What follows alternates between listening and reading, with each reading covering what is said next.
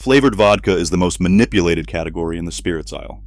Not the most expensive, not the most complex, the most manipulated. And that manipulation runs in one direction, toward your wallet. The flavored vodka market in the United States generates roughly $3 billion a year. That money funds a surprisingly small number of production strategies, and only one of them actually respects the customer. The rest are variations on the same game. Source bulk neutral grain spirit, inject artificial flavoring compounds, add sugar to smooth out the chemical edges, and sell the result at a premium that has nothing to do with what is inside the bottle. We spent time mapping the industrial sourcing networks, the federal labeling requirements, and the actual production methods behind 10 of the most prominent flavored vodka brands in the market. What we found falls into two categories. 5 brands are extracting money from you based almost entirely on marketing. 5 are doing something genuinely different and charging you fairly for it. Here's what we found. We start at the bottom of the list, the brands that are robbing you blind, and then work toward the 5 that are worth your money. The first brand robbing you is Pinnacle Vodka.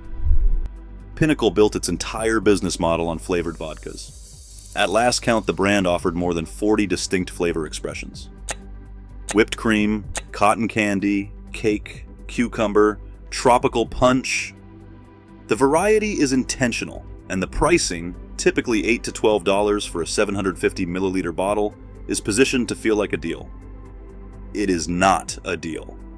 It is a cost-cutting strategy wearing the costume of accessibility.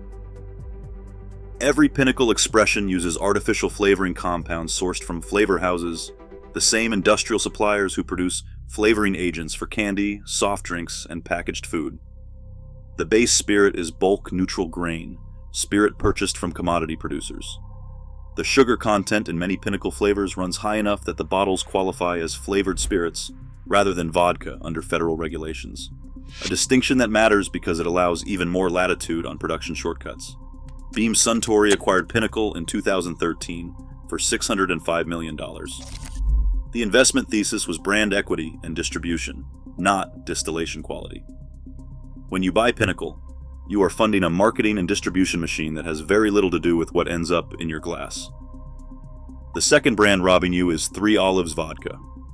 3 Olives markets itself as a British import, which is accurate, and leverages that positioning to charge a slight premium over domestic budget flavored vodkas. The bottle looks premium. The marketing copy is sophisticated. The product inside is not.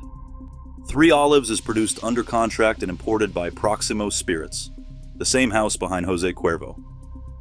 The flavoring process relies on artificial compounds across the product line. A 350 milliliter bottle of 3 Olives Loopy, their cereal flavored expression, contains enough added sugar and artificial flavoring agents that blind tasting panels consistently mistake it for a flavored malt beverage rather than a vodka-based product. The British origin story provides cover for pricing that is not justified by production quality. You are paying an import markup on a product that uses the same industrial flavor inputs as domestic brands that sell for half the price. The third brand robbing you is UV Vodka. UV has been in the flavored vodka space since the 1980s, which makes it a category pioneer. It is also one of the most transparent examples of the artificial flavoring model, not because UV discloses it clearly, but because the flavor profile of most UV expressions is so obviously synthetic that it requires no investigation to identify. UV is produced in New Ulm, Minnesota by Phillips Distilling Company. The base spirit is corn-derived neutral grain spirit. The flavoring is entirely artificial across the line. UV Blue, their raspberry expression, became a bar staple, not because it tastes like raspberries, but because it tastes exactly like raspberry-flavored candy, which is a different thing entirely. That intensity is engineered, not natural. The raspberry candy flavor profile is manufactured using artificial esters and colorants that mimic the idea of fruit without involving any fruit at any point in the process. UV Blue retails for approximately $12 to $15. The production cost of that bottle, including the artificial flavoring inputs, is a fraction of that. The margin is wide, and the product is narrow. The fourth brand robbing you is Smirnoff Flavored. Smirnoff is the best-selling vodka brand in the world, and the flavored line extension has been a significant driver of that volume. Smirnoff markets flavored expressions in dozens of variations: raspberry, citrus, green apple, watermelon, peach, and dozens more, and positions them as natural extensions of the core vodka product. They are not natural extensions. They are a separate industrial operation. Diageo, which owns Smirnoff, produces the flavored line using artificial flavoring compounds across virtually the entire range. Some expressions add additional sugar to the degree that they cannot legally be labeled as vodka, and instead carry the designation flavored spirit. The pricing, typically $15 to $18, positions Smirnoff flavored as a mid-tier option, above the cheapest options but below the premium tier. That positioning is the strategy, and it captures consumers who have moved past the lowest priced options and feel they are making a responsible upgrade. They are not upgrading.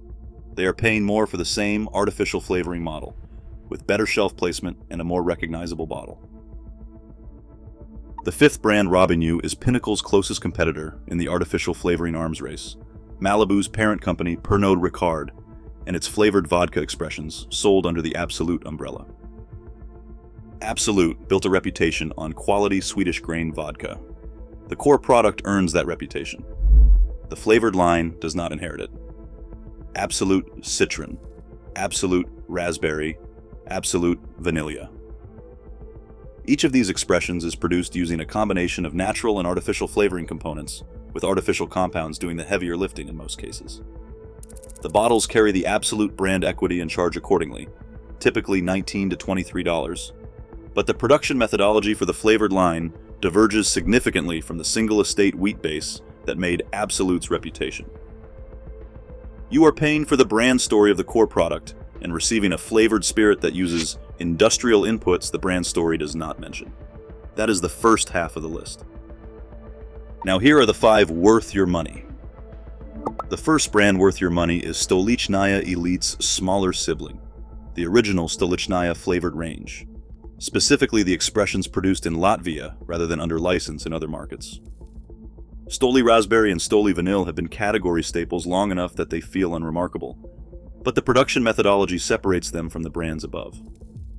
Stoli's flavored expressions use macerated fruit and botanical inputs alongside the base spirit, and the sugar content is held significantly lower than most competitors.